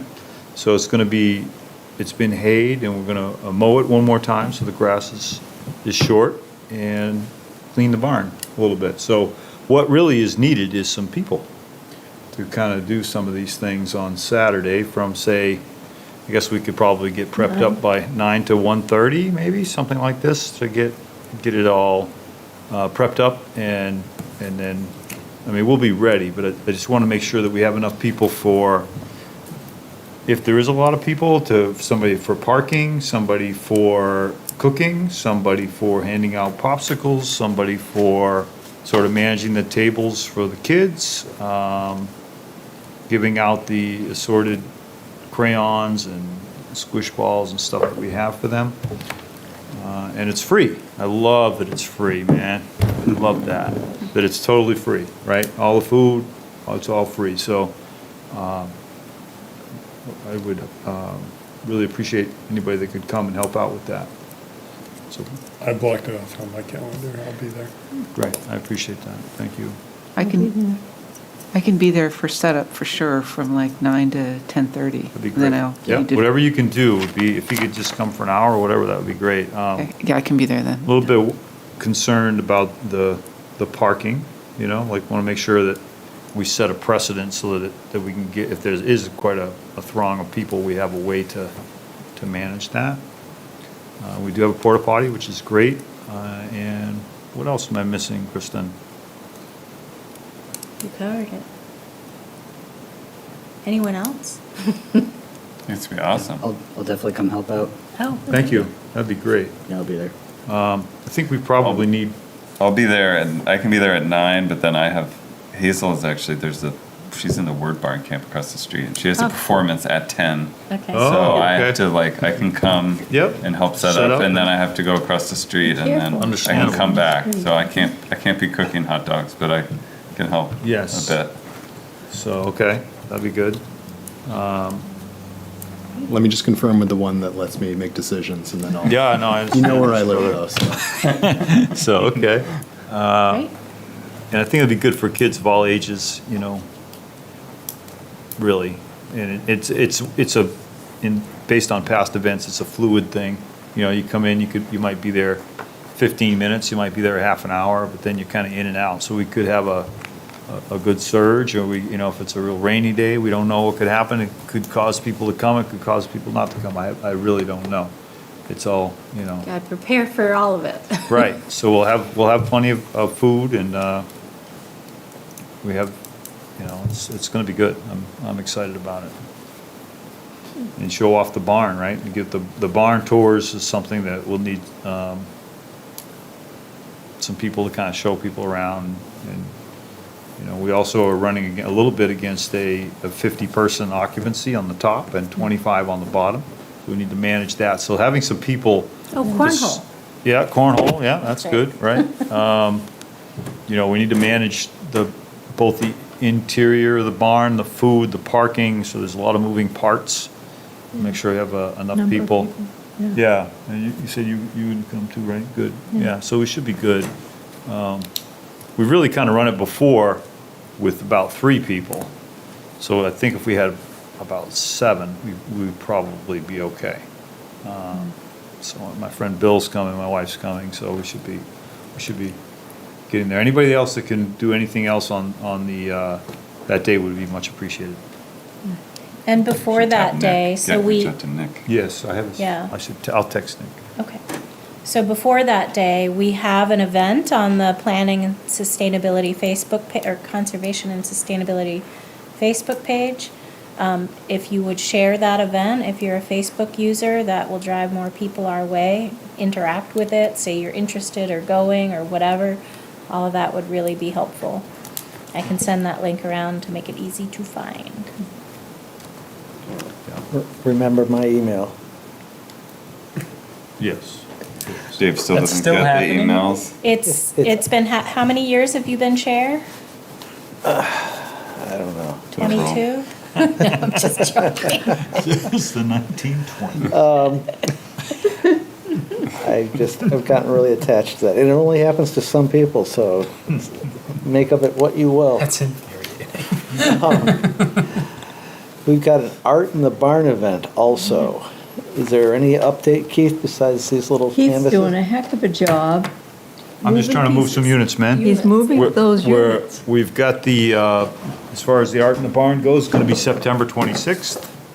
And we would love to have anybody who can do some art, use one of these 8x8, and we'll hang those in the barn and try to sell them as a fundraiser for the barn, for future events and maintenance for the barn, which is, a very old building, constantly needing things. And I'm excited about that. I think that'll be a very cool thing. We'd like to have several hundred. And we're kind of getting on our way, at least to giving them out. Now we have to get them back with some art on them. So Yes. this is where you come in, Yes. all the artists. I could do something abstract. And it gets dropped off here? That. Mine's going to be abstract, don't worry. Yeah, cubist. Yes. All right.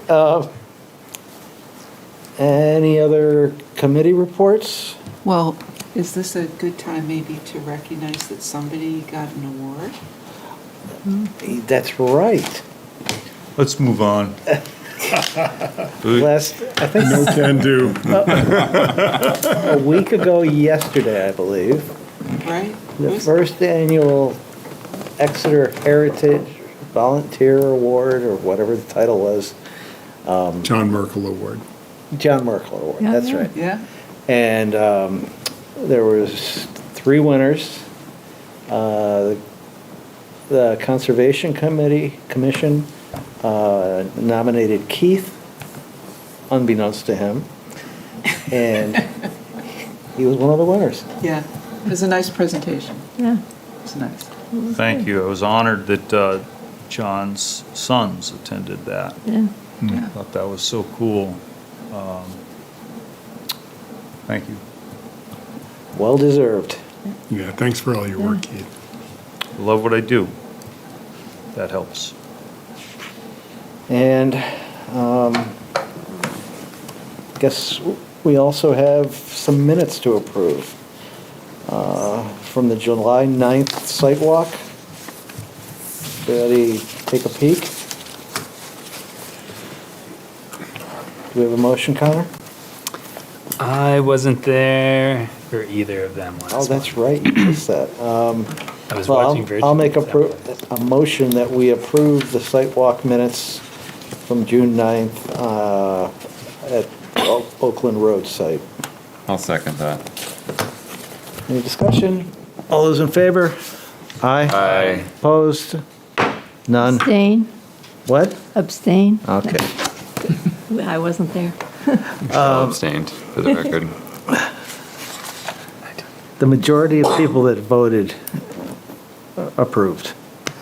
And then the July 9th minutes, meeting minutes, also need approval.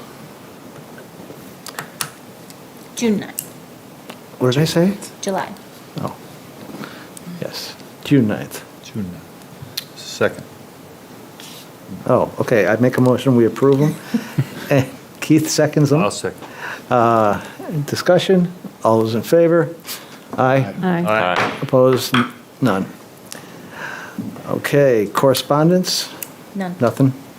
All right, our next meeting is August 11th. Submission deadline is July 31st. And I'd like to welcome Ethan once again. Great to have. Thank you. Some more Happy to be fresh here. blood.